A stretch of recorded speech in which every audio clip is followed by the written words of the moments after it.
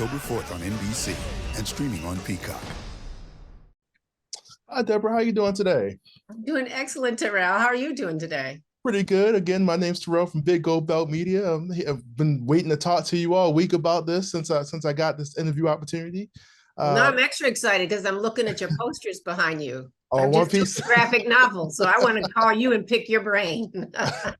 Now I guess my first question is, as an executive producer, with there being so many roles and titles with TV and movies, stuff like that, what exactly is it that you, be an executive producer, does, I guess, for this show specifically here? Primarily, I came onto this show, truthfully. Let me start by saying are you a Star Trek fan? Yeah, I am. Yes. There have been 9 spin-offs of Star Trek. And I was fighting ever since it went off the air to get it back on. I believe that this is the first of many sequels, reboots, spin-offs of the show. And that's what I'm most excited about. And the idea that it stays true to the lore, the idea that the characters evolve in that direction, that's 90% of why I want to be there and part of this show, to make sure that it stays true to the personal stories that are in the series, that it stays true to the history. We still haven't done a Kiss with History yet, but we'll get there because they're really hard to do. We are evolving. We have 2 new regulars, Peter Gadio and Eliza Taylor, that are going to be on the show.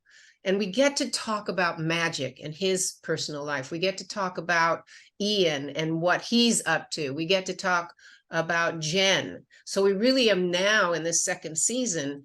We solved the mystery of why Ben left. He saved the woman that he loved. And now what's going to happen?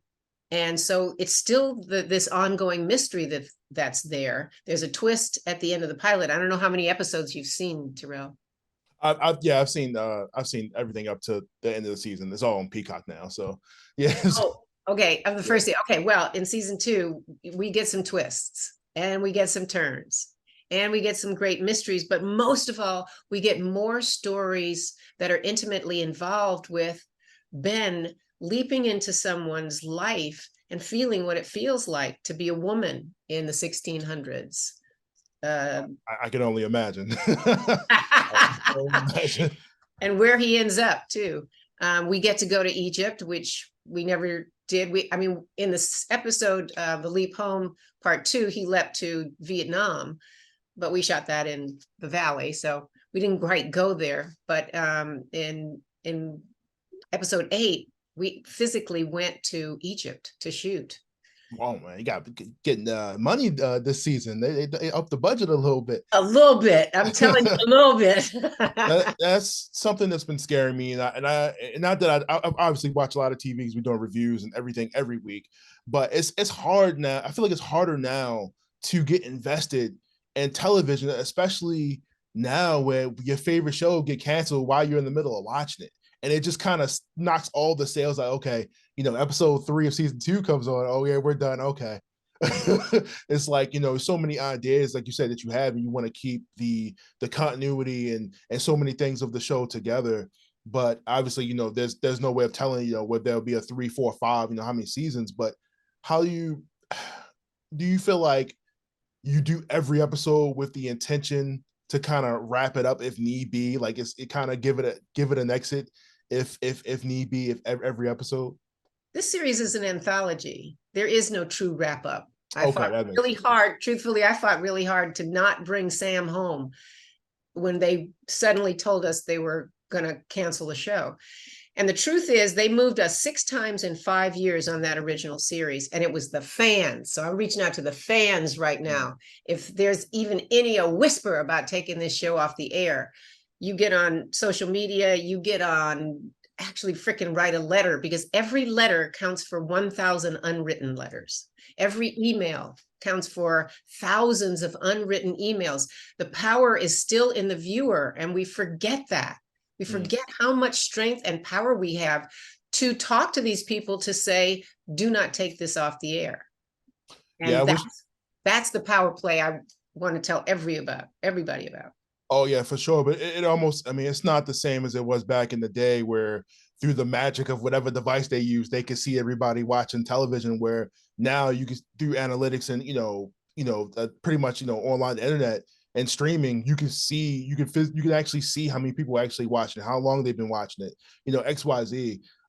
So like you said, it's through the power of the fans, but it almost kind of seems like the fans don't have that power sometimes, because like, even though you do have those faithful watchers, like I said, I'm not sure what the numbers have to look like for it to continue on to the next thing, but it does seem like sometimes, like, we see petitions all the time now for old TV shows or shows that have been canceled or been picked up by different networks. So yeah, like you said, you're definitely right. It is in the power of the fans to bring it back, because a lot of shows have gotten the revival treatment over the last couple of years.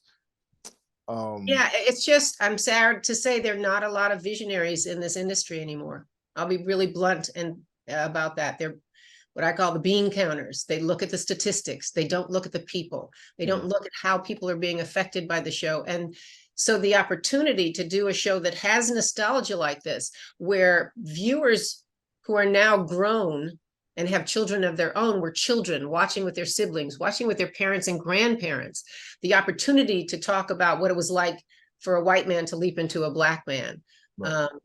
For a South Korean to leap into a Korean family, a Korean man, to explore in the riots, during the riots of 68. The Tulsa riots? No, the riots, no, we'll get there. Oh. I jumped Yeah, we'll get there. No, I'm thinking about the LA riots, but in where Rodney King. Yeah, it was like early 90s. Early 90s, 96 or something like that. And anyway, the only reason I even remember that in detail was because I remember the episode of A Different World where they had that kind of blended into that episode. I don't know if you remember that episode, but they had a link with the Rodney King riots that were going on at the time. That just using history as a TV history lesson. So TV it really is. But, yeah. I can't tell you. I mean, when I had Sam leap into a black doctor, and he had a white girlfriend, and the riot started, and even though the only time you saw he was black was when he looked into a mirror or a reflection in a glass, the show was taken off the air by 5 Southern networks.